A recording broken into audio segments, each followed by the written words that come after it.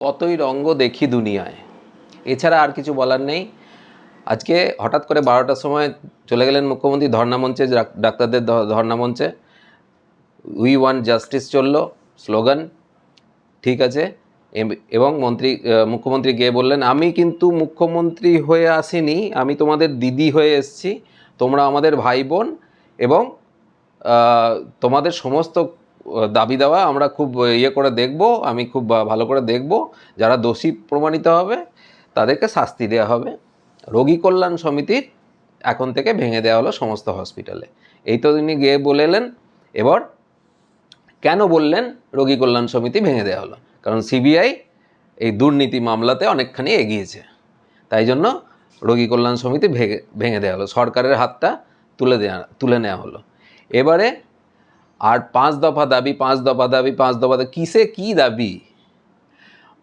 আপনাদের কে প্রিন্সিপাল থাকবে, কে health secretary আছে, কে আছে, তাতে মানুষের অত ইন্টারেস্ট নেই।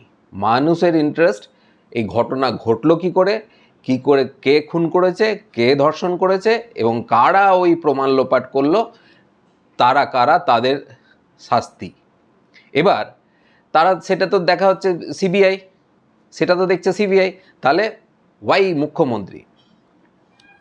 কথাগুলো হচ্ছে যে মুখ্যমন্ত্রী এই কারণে যে আপনাকে কিছু প্রশ্নের উত্তর আপনাকে দিতে হবে। কারণ এই যে আগে তাড়াতাড়ি করে আপনি শুধু এই কয়েকটা প্রশ্নের উত্তর দিয়ে দিন, আর তাহলে আন্দোলনের কিছু থাকে না। প্রশ্ন নাম্বার 1, বডি এত তাড়াতাড়ি পুড়িয়ে দেওয়ার দরকারটা কী ছিল? 2, পোস্টমর্টেম, আপনি তো কন্টিনিউয়াস টাচে আছেন বলছিলেন, তো পোস্টমর্টেম এত তাড়াতাড়ি কেন করা হলো? এত তাড়াতাড়ি বলতে আমি বলতে চাইছি যে এই যে 1 ঘন্টার মধ্যে পোস্টমর্টেম কমপ্লিট, আমার মনে হয় না একটা বডিকে কেটে তার পুরোপুরি পোস্টমর্টেম করে তাকে পোস্টমর্টেম ফিনিশ করে দেওয়া 1 ঘন্টার মধ্যে, ইজ ইট পসিবল? যাই হোক, 1 ঘন্টার মধ্যে পোস্টমর্টেম হয়ে গেল। কার করলেন, কি করলেন, পোস্টমর্টেম রিপোর্ট নিয়েও এখনও 1000 কোশ্চেন। তো পোস্টমর্টেমটা 1 ঘন্টার মধ্যে কমপ্লিট হলো কেন? দ্বিতীয়, পোস্টমর্টেমটা ওই টাইমে পারমিশন টালা থানার ওসি দিল, সেই ওসির পারমিশন নিয়ে পোস্টমর্টেম হয়েও গেল। টালা থানার ওসি তো পোস্টমর্টেমে ওই 3টের পরে বডির পোস্টমর্টেম করাতে উনি কেউ নন পারমিশন দেওয়াতে, তাহলে নির্দেশটা কে দিয়েছিল? তৃতীয়, টালা থানার ওসির নিয়ে আপনি হঠাৎ করে সেদিনকে বললেন যে ওনাকে হসপিটালে কেউ নিচ্ছে না, ডিহাইড্রেশন হয়েছে, ওনার মারাত্মক অসুস্থ। হ্যাঁ, তিনি 4টে হসপিটালে নেননি, 4টে হসপিটাল বলেছে আপনি সুস্থ, দিয়ে একটা হসপিটালে গিয়ে ভর্তি হয়ে বসে আছেন। আপনার জানার যে জিঘাংসা, সেটা ছিল কারা না বলেছে, কেন বলেছে, সেটা রিপোর্ট আপনি চাইলেন। তাহলে টালা থানার ওসির ব্যাপারে আপনি খুব ভালোভাবে জানেন, এবং সে কি করেছে, কেন করেছে, কিভাবে করেছে সেটা বোধ হয় জানেন, তাই জন্যই আপনি তার ব্যাপারে এতখানি ইন্টারেস্ট দেখালেন। তারপরে এই প্রশ্ন উত্তর দেবেন। আর 4th কোশ্চেন হচ্ছে, আপনার পুলিশের এত তাড়াহুড়ো যে মা বাবাকে এখানে ছেড়ে দিয়ে বডি নিয়ে চলে গেল, আর শ্মশানঘাটে নিয়ে চলে গিয়ে পুড়িয়ে দিয়ে পুলিশ হাওয়া। এই তৎপরতা কার নির্দেশে? 5ম, 5th কোশ্চেন, 14 তারিখে রাত দখলের দিনে 2nd ফ্লোর মানে 3 তলা ভাঙলো কারা, কে পাঠিয়েছিল, তাদের ব্যাপারে তদন্ত কত দূর, কাকে কাকে অ্যারেস্ট করেছেন? আপনার পুলিশ তো মানে স্কটল্যান্ড ইয়ার্ডও বলা যাবে না, মানে মারাত্মক হাইফাই, উপরে আর নাই। যেভাবে কলতান দাশগুপ্তকে আজকে ধরেছেন, তাতে পুলিশের ভাবা যায় না। তাহলে সেই দিনকে কি হয়েছিল? 6th কোশ্চেন, যে পাশের ঘরটা রিনোভেশনের নামে ভাঙলো কে, এত তাড়াতাড়ি টেন্ডার দিয়ে, এত তাড়াতাড়ি পিডব্লিউডি থেকে লোক গিয়ে হলো কিভাবে, তার পেছনে কে আছে? সপ্তম কোশ্চেন, আপনি আজকে দাবি করলেন যে আপনি কাউকে চেনেন না, কিন্তু সেদিনকে নির্যাতিতার বাড়ি থেকে বেরিয়ে বললেন যে সন্দীপের বাড়িতে যারা বউ মেয়ে সবাই খুব হচ্ছে, তো ওনাকে এখান থেকে সরিয়ে দিয়ে ন্যাশনাল মেডিকেল কলেজে ট্রান্সফার করে দেওয়া, প্রিন্সিপাল করে দেওয়া হলো। সন্দীপকেও চেনেন না, তাহলে ওকে ওখানে প্রিন্সিপাল করার কার সিদ্ধান্ত, কে সিদ্ধান্ত নিয়েছেন? অষ্টম কোশ্চেন, যে আপনি যখন নির্যাতিতার ফ্যামিলিকে ওই যে 3 ঘন্টা ধরে ওখানে বসিয়ে রাখা হয়েছিল, সেটাই বা কার নির্দেশে? তাকে ঢুকতেই দেওয়া হলো না, এত লোক ঢুকে গেল, আপনার পুলিশ সমস্ত ঘটনা আপনাকে জানিয়ে দিয়েছে, ততক্ষণে জেনে গেছেন, তারপরে এতজন পুলিশ ওখানে ঢুকলো, ব্যারিকেড করা হলো না, প্রমাণ লোপাট যেমনভাবে হওয়ার তেমনভাবে হচ্ছে, অথচ এদেরকে ঢুকতে দেওয়া হলো না, বডিকে দেখতেই দেওয়া হলো না। সেটা কেন এবং কে করেছে, কার নির্দেশে করেছে? ঠিক আছে, এই প্রশ্নগুলোর মোটামুটিভাবে উত্তর দিয়ে দিন।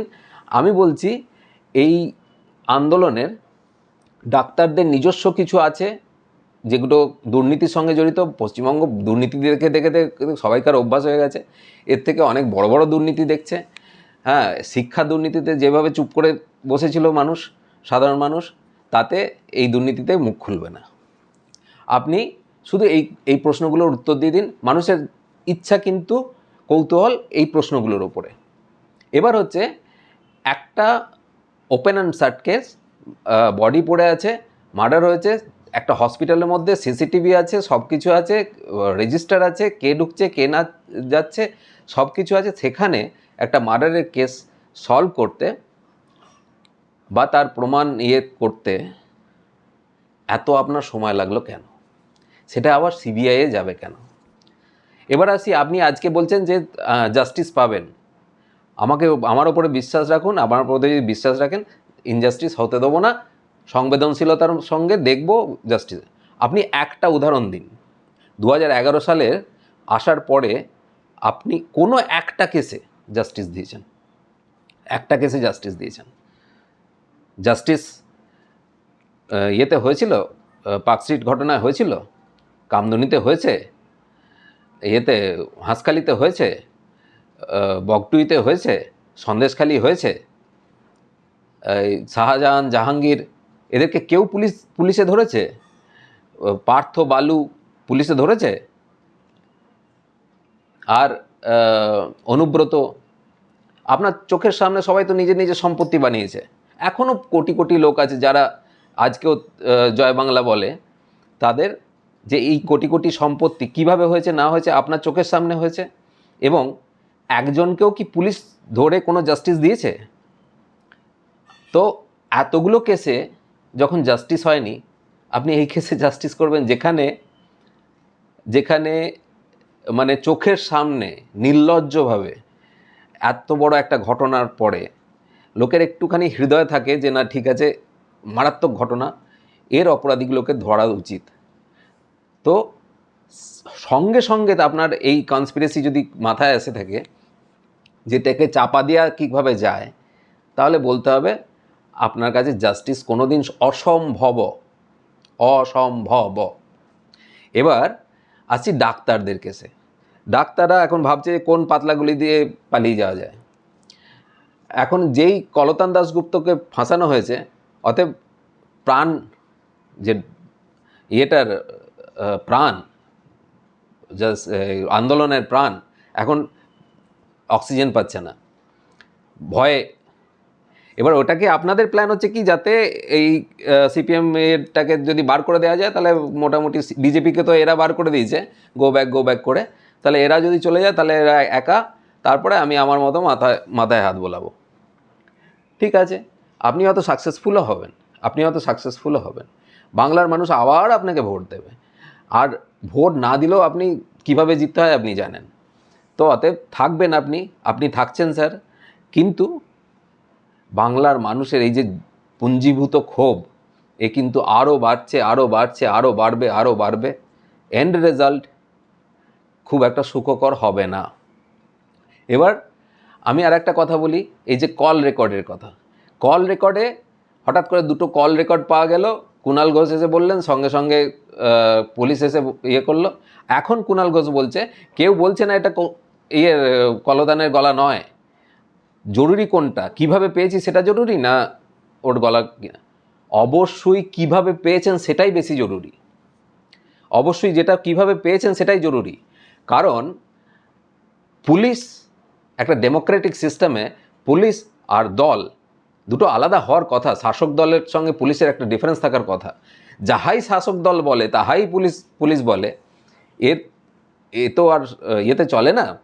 আর আপনি একটা কি আর্ধেক কথা বোঝা যাচ্ছে না, সেখানে এত তাড়াতাড়ি সব ফটাফট ইয়ে হয়ে গেল। কালীঘাটের কাকুর গলার ইয়ে টেস্ট করতে বছরখানেক সময় লেগে গেল, আর আপনি এত তাড়াতাড়ি বলে দিতে পারছেন যে পুলিশ এত তাড়াতাড়ি চেক করে বলে দিল যে হ্যাঁ কল রেকর্ডটা ফেক নয়। সন্দেশখালিতে দুটো হঠাৎ করে ছেড়ে দিলেন, মার্কেটে দিয়ে 2000 টাকা করে দাগিয়ে দিলেন সবাইকে। রেখাপাত্র 2000 টাকা, কেন? গরিব, কলকাতা থেকে দূর, তাই জন্য 2000 টাকার মাল চলে গেল তত্ত্ব। এখন চালাচ্ছেন এই কলতানের এগেনস্টে যে ঠিক আছে ও আছে, অতএব পলিটিক্স ঢুকে গেল, এবার মাথাটাকে নেড়িয়ে দাও। খুব ভালো কথা। আর কুণাল ঘোষের এই যে মাথায় যে কুটবুদ্ধিগুলো আসে, আমি জানি না এই যে মিডিয়া অ্যাটেনশন আর এই একটা ক্রিমিনাল মাইন্ড, এরা সবাই ভেবে নিয়েছে ওইটাকেই রাজনীতি বলে। তো এই যে মানুষকে বোঝানো হয়েছে এইটাই রাজনীতি, ক্রিমিনাল মাইন্ডসেট নিয়ে লোককে ম্যানিপুলেট করা, এটাই রাজনীতি। একটা ছেলেকে 10 লাখ টাকা দিলে সে আরামসে, আমার চেনা জানা বন্ধু যদি ফোন করে বলে যে মনে হচ্ছে যে একে মেরে দেওয়া উচিত, আমি দেখ কি মারবি কেন রে, কী হয়েছে, হ্যাঁ না এত এই করছে, হ্যাঁ ঠিক আছে দেখ, সে তো বটেই, মনে তো সবাইকারই হয়, দিয়ে এখন সে অপরাধী হয়ে গেল যদি ওটা সত্যি হয়। আর একটা তত্ত্ব উঠছে যে সব সুপ্রিম কোর্টে দেখাবেন বলে এই সব করছে। আমি বলছি এসব দেখিয়ে লাভ হবে না, কারণ সুপ্রিম কোর্ট আপনাকে ক্লিয়ার ছাড়পত্র দিয়েছে যে আপনি ডাক্তারদের সাথে যা খুশি করতে পারেন, অ্যাকশন নিন। সুপ্রিম কোর্ট বলে দেবে আপনি কি অ্যাকশন নেবেন, আপনি কতখানি মানবিক হয়ে ওদের কাছে গেছেন, কত কি করতে চাইছেন, অতএব ওরা করছে না, তাহলে কি অন্য কেস করুন। এই কেসে সুপ্রিম কোর্ট আপনাকে বলে দিয়েছে যে ডাক্তারদেরকে আমি এতটা টাইম দিয়েছিলাম, তার মধ্যে আপনি কিছু করবেন না, তারপরে আপনি অ্যাকশন নিতে পারেন। তারপরে ল অ্যান্ড অর্ডার রাজ্যের সাবজেক্ট, আপনি মেনটেন করুন। আপনি কি করবেন, ফাঁসিতে কাটে চড়াবেন না কি করবেন, আপনার সাহস থেকে করুন। কে বারণ করেছে? তাতে সুপ্রিম কোর্ট কেন ঢুকবে? আমার মতে এইসব করে আপনারও লাভ হবে না, কারোর লাভ হবে না। আন্দোলন যারা করেছিল তারা, আমি জানি না তারা আর প্রাণবায়ু কতখানি আছে, চলবে কি চলবে না, কিন্তু মানুষের ভেতরে যা ক্ষোভ এবং কৌতূহল সেটা এখনও থেকে গেছে। যদি সিবিআই কিছু করতে পারে তো করলো, তা নাহলে সেই ক্ষোভ আরেকটু জমবে, এর পরের ঘটনায় আরও বিস্ফোরণ হবে। এবং আপনি চালিয়ে যান, আপনি থাকছেন ম্যাম, আপনি থাকছেন।